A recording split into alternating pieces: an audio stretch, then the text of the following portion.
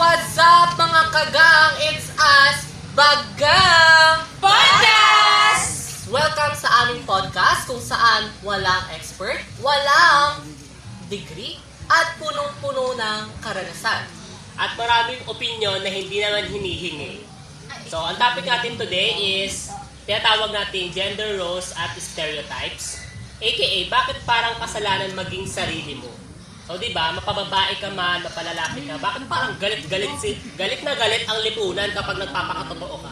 So, ayan ang pag-uusapan natin ngayon. So, ano nga ba magiging chika natin ngayon? So, sige, simulan natin. Sige nga, Jen. So, ano nga ba yung mga karanasan nyo, mga personal experiences nyo pagdating sa gender role and stereotypes?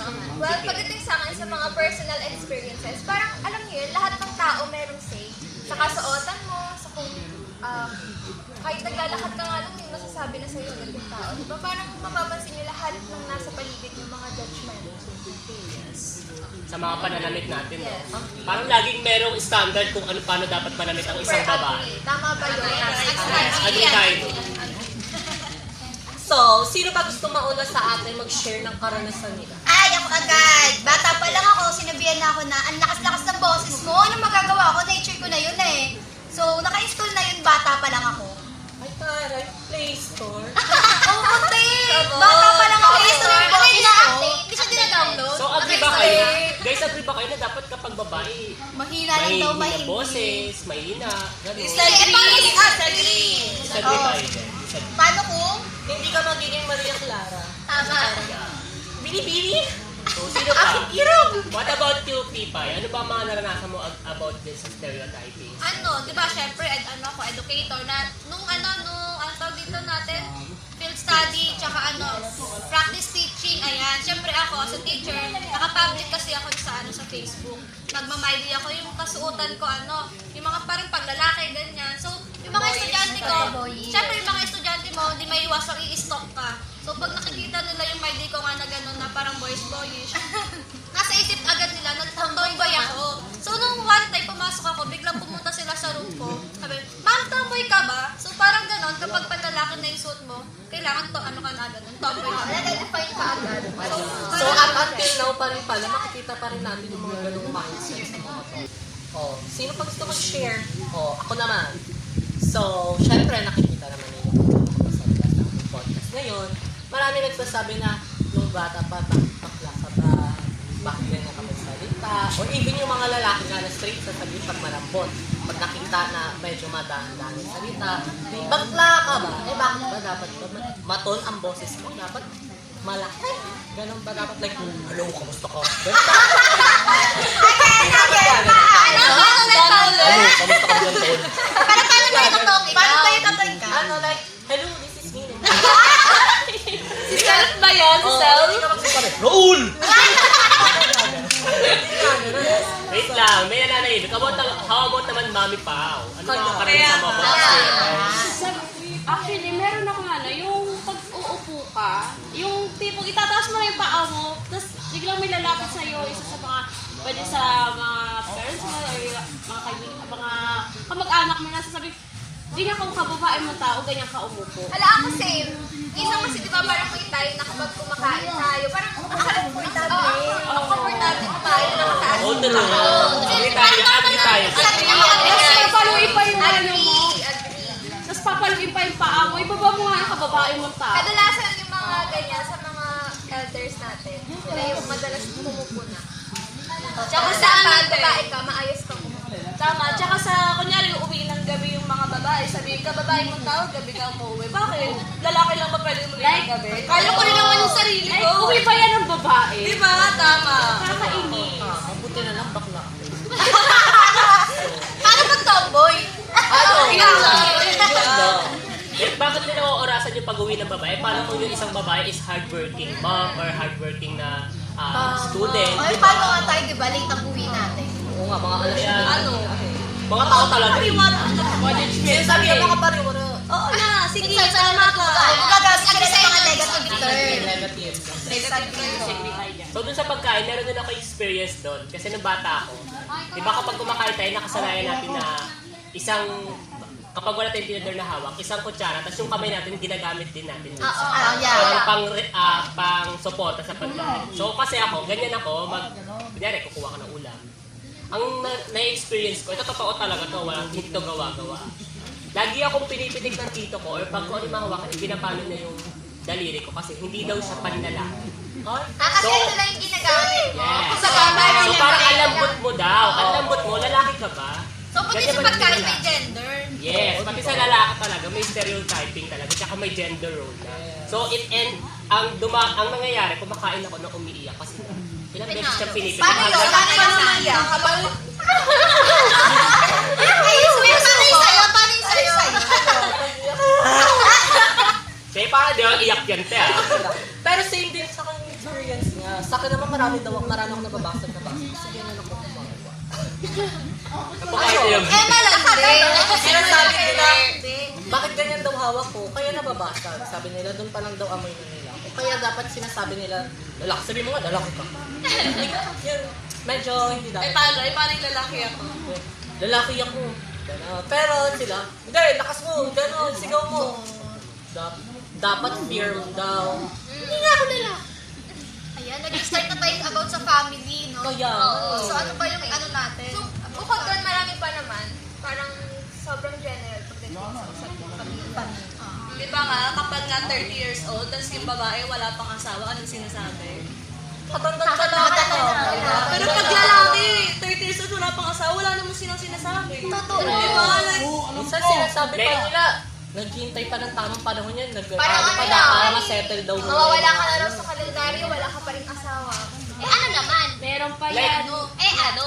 Meron pa yan yung pagdating sa gawaing bahay, dapat ikaw ang gumawa kasi babae ka. Tama. Pag gawaing bahay, babae ka agad? Disagree. Taga-hugas, Dapat daw, bilang babae, dapat ikaw yung malinis kasi nagre-reflect daw yan sa sa'yo kung paano mo yung ano. So, paano kapag mo lalaki pamalagaan mali? yung sarili mo. Pag lalaki mo lang, sobrang linis niya na talaga, no? No, napaka... Bakit si Ken? Itong sensitive naman yan. Ganun talaga kasi tignan mo kaya naging bakla rin ako kasi kailangan malinis na kami sa bahay. Ito, bakla.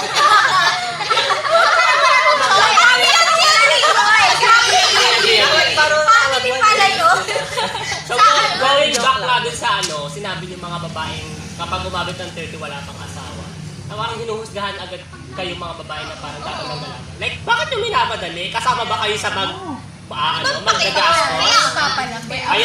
Kaya ba ang gagastos Pera nyo ba? sa Pera nyo? pera niyo? Parang financially stable eh. Especially sa mga babae, parang ang pinaka-ano kasi doon, dapat at the age of 25 or pataas, parang dapat doon ka na nagkakaanak. Pero ang hirap kasi nung lalo na Sa generation natin. Generation natin ngayon. Parang kailangan kasi stable ka muna talaga. Oo, Mahirap Agree. bumuhay ng kaso nga, kakasabi nga nila na, sige, mag-ano ka, mag-seryoso ka na. Focus ka muna sa goal mo na. Bakit ba? Saka Minamakali meron ba? iba na kaya inaabot lang nasa 38 kasi Yung priority, nalilibang sila sa trabaho nila. Tsaka meron silang priority over sa Tsaka nag-enjoy pa sila ng sarili mo na nila. Di ba pwede Bawal mag-enjoy? Kapag bored, kailangan magpakasal na. Ganun. So kung bored kayo sa buhay niyo, magpakasal kayo ng maaga, magpabuntis kayo ng Tapos maaga. may Michael pa Pabili ng paso. sa family, pag gatherings, di ba? Ayan sa mga gatherings. Sasabihin Ayan sa gathering. na pag tinignan ko, sasabihin, anong work mo? May work ka na? Nag-a-apply ka na ba? Wala ka pang Parang anak. tambay ka pa. Bakit wala ka pang anak? Ganyan yung mga kadalasan ng alam ko. Bakit may boyfriend ka na ba? Yung tanong Parang nila sila na is yung parang magde-decide kung ano nakaka-pressure yung natin, sa atin, sa generation natin. Kaya nga. Tapos Kasi iba kapag, generation kasi generation natin. So, bawat taon na dumadaan, nag-iiba yung generation. So, hindi siya yung may tutulad sa kung paano sila lumaki na dapat sa generation nyo ngayon, kung paano kami lumaki, dapat ganun din kayo. Hindi. kasi iba na nga yung Iba lang. Kung sa inyo dati, ano pa rin tulay nyo, tubig na, dinadaanan yung mga ilog. Sa amin hindi. Iba na yun, hindi na namin madadaanan. May kalsada na eh. May shortens na. Ayun o, may bypass na, di ba? nakatent pa kami dito. Nakatent. Oh, so, ayun na nga. Oh, what about naman sa school? For sure, meron kayo School, marami din yung school. Kasi kahit saan naman, anywhere, maraming Anywhere na talamak sa mga ba yung judgment. mga nakaranasan niyo sa school? Sa akin, sa damit, na-try ko mag-work, pinuna sa akin yung kulay ng damit ko, te. Like, ano ba dapat? Porket babae ako, ang susuotin ko lang mga light color, purple, or what? Or di kaya kailangan feminine? Like, ganun. Di ba parang ikaw lang din na puna sa pananamit? Pero in terms of ano naman, sa akin sa work day, anong gusto niyong suotin ko? Magpantit bra na lang. Kaya, Ano kaya guys na lang?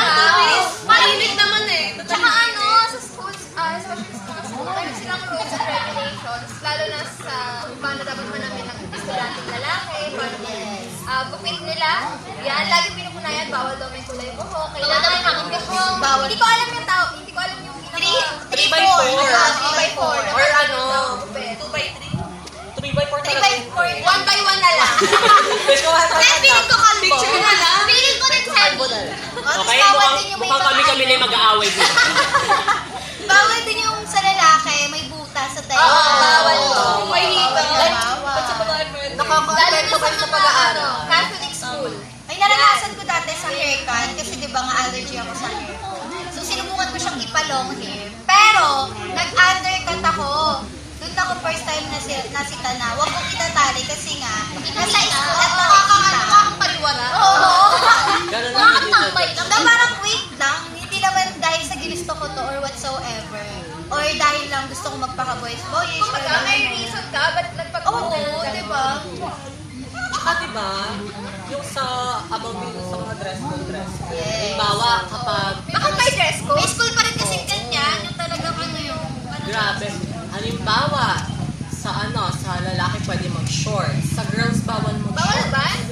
Yes, mayroon mga ganung school. Bawal Yung talagang ano mag-shorts. pa rin siya na close-minded na school. Oo, parang gano'n. Like, Instead of... Di ba sila liberated? Oo, true. Ano yung sa mga lalaki na example natin is yung totoo to example natin, bawal yung mga lalaki may long hair, bawal yung lalaki na Express, di ba? Oo. Yung sinusuot din ng damit ka lang kapag lalaki ka, yung uniform mo pang lalaki talaga, hindi ka pwede magpata, hindi ka pwede mag-skirt. Diba na ano yun? Yan, napapalano ko. Diba? Pati yung kulay lang wala yung confidence nila. yes. Nagiging confident sila kapag ganun yung nilalabas nila yung totoo Mga sila ayos magsuot. nila. Tapos nagiging reason siya. Kaya minsan nawawalan talaga ng ano. Maraming nawawalan ng Eh, confidence. dapat kasi school, di ba, nabuboost yung confidence mo? Pero minsan, parang sa school ba nagsisimula? Yes, Kaya yung parang nawawalan. nawawalan. Kasi, di ba nga, yun ang laging pinupunta ng mga estudyante. So parang iniisip talaga nila lang, ala yung mga prof ko, yung mga teacher ko, ganito tingin nila sa akin, bawal ako bawal ko ilabas yung totoong ako. Ganun. So parang yun talaga nagpapababa ng confidence nila. At saka sa school, diba, parang kagaya nung di sa bahay, relate natin sa bahay. Yung sa pagiging. Oo. Diba, dapat ang nagwawalis is Babae. girls. Girls. Then ang nagbubuhat is boys. Then yung nagbawax ng ano.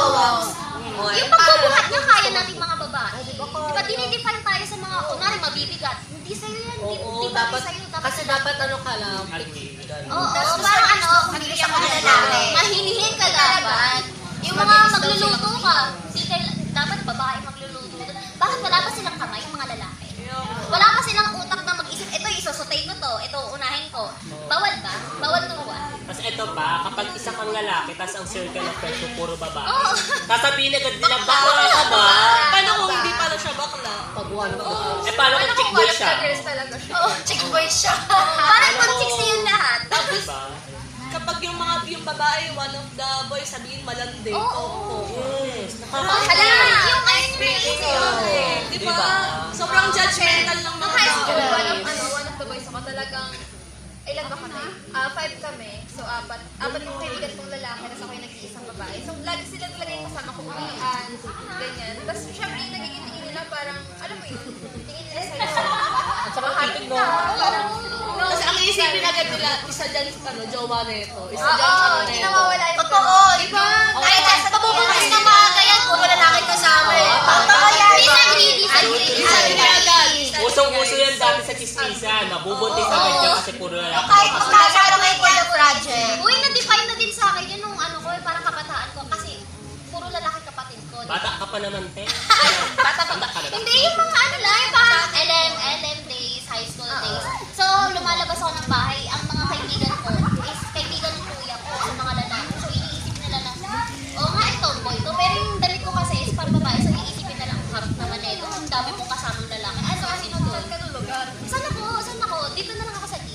Tsaka minsan, Lumayo kayo sa akin. minsan yung pamilya mo pa mismo Oo. yung nagsasabi na mabubuntis na maaga to kasi ganito.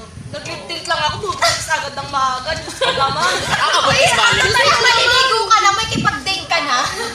Naka-shorts lang ako, mabubuntis ako. Ano, yung taon na ako ngayon, wala na ako. Nagpapangalan na ako. Hindi Grabe, na daw siya, te. So, lahat ng stories natin, parang nakikita doon yung pagiging conservative talaga ng mga nakakatanda. Pero minsan, wala nang Pero consideration. minsan, no, wala nang consideration. And below the belt na siya. Nawawalan tayo ng kalayaan na i-express yung sarili natin, yung inner self natin na wala naman tayong nilalabag, di ba? Parang Sumusod, pinagbabawalan tayo. Ito yung bagay na gusto. Parang hihinga. alam naman natin kung paano sumunod, pero sana, be considerate kung paano namin i-express yung mga sarili natin, na hindi na papabayaan yung kalayaan. Yung hindi ka nasasakan, na itago yung sarili mo. How about guys, yung pressure ba? Paano nyo na-handle yung mga pressure na ibigay sa inyo ng mga stereotypings at expectation ng mga tao sa libro? Ginagawa ko para sa isang tenga, labas sa isang tenga. Parang, kasi pag hindi, Kasi alam mo naman sa sarili mo kung ano talaga yung parang ang hirap, mag-explain. oo, ang hirap din yan yung Nakakakamali standard naman. nila. Lalo na kapag, close-minded. Sasabihin lang nila, nagpapaliwanag ka lang. You Nagrarason don't ka. owe them an explanation. Mga judges. Kung ayaw nila, edi wag. Tama ka. Hindi naman sila ikaw. Basta kung ano ka, yun ka. Kung di nyo kami tanggap, tayo, wala kami pakisayo. Alis na. Tapos pag sinagot mo, bastos ka pa. Wala ka ng balak, suwasagot ka Parang, na. di ba, wala nag-aaral ka pa nila. Wala kang kalayaan. Karapatan or kalayaan na ipagtanggol yung sarili. Yan, lagi Hindi na naman sa pwede. diba? Lagi ko naririnig yan sa side ng father ko na, oy, ganito, dapat hindi ka gumaya sa ating maaga na buntis. Hindi ka na makakapagtapos ng pag-aaral. Pero nakapagtapos naman yung ate ko ng pag-aaral niya na may anak. So parang, ano na, wala sa tiwala. I-define yung future ng isang tao. Ganun Pero, nabunda. dahil hindi mo alam. Kasi ang sinasabi nila, based on their experience. Oo. Yung kapag may nauna na sa'yo, isipin nila susundan mo. Oo, ang galing ng sundan. Naging Madam Auring sila. Ang hirap magpaliwanag sa Wala.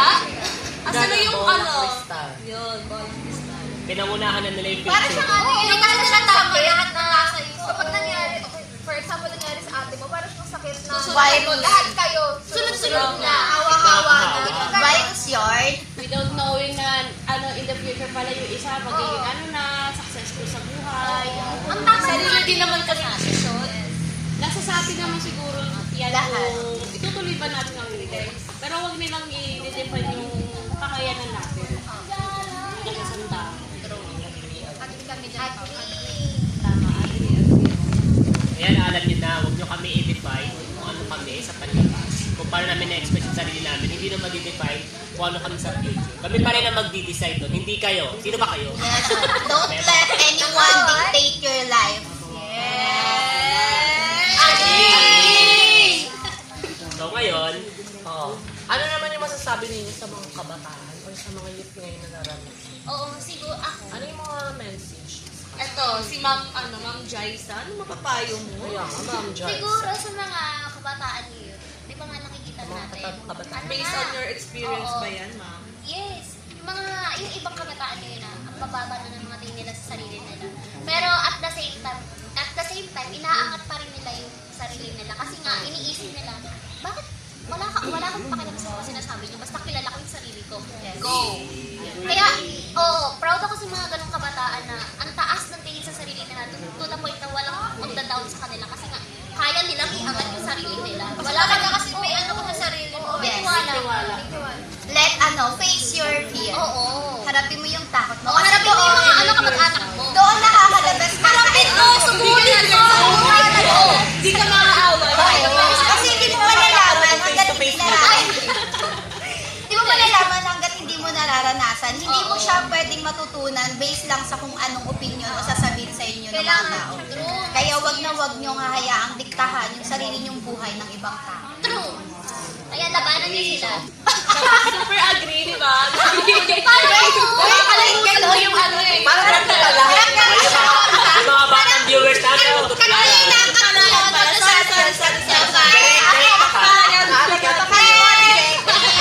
disagree. Kanina, diba? Nasa nasosobrahan na daw mga kabataan sa kalayaan. Paano nasosobrahan sa kalayaan kung meron na kayong plano para sa mga kabataan? Like, di ba nga, meron kasabihan na ang kabataan pag-asa ng bayan, doon pa lang sa quotation, yes, oo, totoo na, ang kabataan tumatanda, kaya sila'y nagiging pag-asa ng bayan. Pero dahil doon sa kabataan na pag-asa ng bayan, parang meron na kagad sa kanilang pressure ng kailangan sa pagtanda ko ganito, kailangan sa ganito. Kasi dinidictate na nila yung Diba? magiging future mo kahit ayaw mo naman yun. Let me Kailangan mo maging doktor pero gusto ko maging flight attendant. Yes. Sige, kayo na lang mag-aral. Total, kayo naman nagpapaaral. Sige, paaralin yung sarili. Kayo din nakaisip. Oo, tama. Kayo na mag-doktor. Ayun yun na, Ayun na.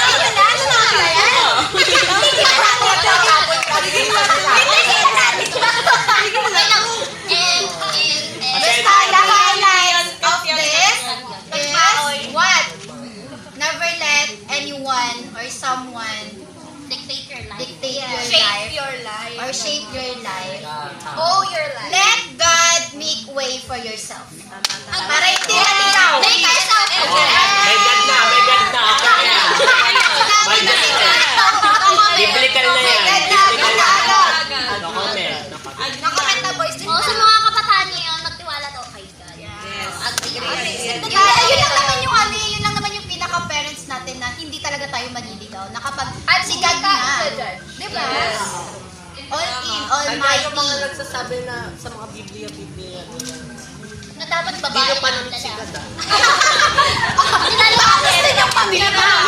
Oo, sige, pamit natin. Ipamit natin. Parang gusto niya atang pamilya. Parang face to face na lang kayo.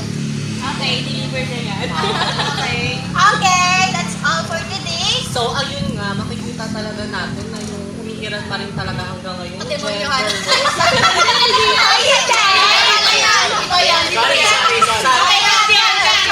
Hindi mo sikat yung ano niya, yung Parang ibang daan yan. Iba yan. Nasa karir kasi si God. Natakot ko kasi at disagree. Kumaliwa eh. So, ayun nga, makikita talaga natin na hanggang ngayon, umusbong pa rin or na umiiral pa rin talaga yung gender roles, di ba? At yung Yes. mga stereotyping not for women, para sa lalaki, even also sa part of LGBT. Mostly sa mga part ng LGBT. So, ayun ang magiging magiging takeaways natin na dapat express yourself, maging totoo ka, and Just be yourself yun. oo. Magtiwala ka sa sarili Magtiwala mo. ka lang. So, that's the end of our podcast. So, again, this is our Gang Bagay Podcast! Thank you so much. Bye-bye. Perfect! Na para bang professional podcaster. Huwag na ikat. 23 minutes. Huwag na ikat. Ano mo na lang, Sabi ko ikaw lang na. kay Sir yan. Okay na yun. Okay na yan. Sabi ko na kay Ma'am. Pwede mo na edit yan. Pwede na yan. Thank you, ma'am. Hagagising Ma'am. ngayon. Nasaan mo yan? Ma'am! Ma'am, nandiyan ka ba, ma'am? Ma'am, narinig mo ba kami? Ma'am, asan ka? Okay na yan, ma'am. Nag-live na lang sana. Ma'am. Bye, ma'am! Bye!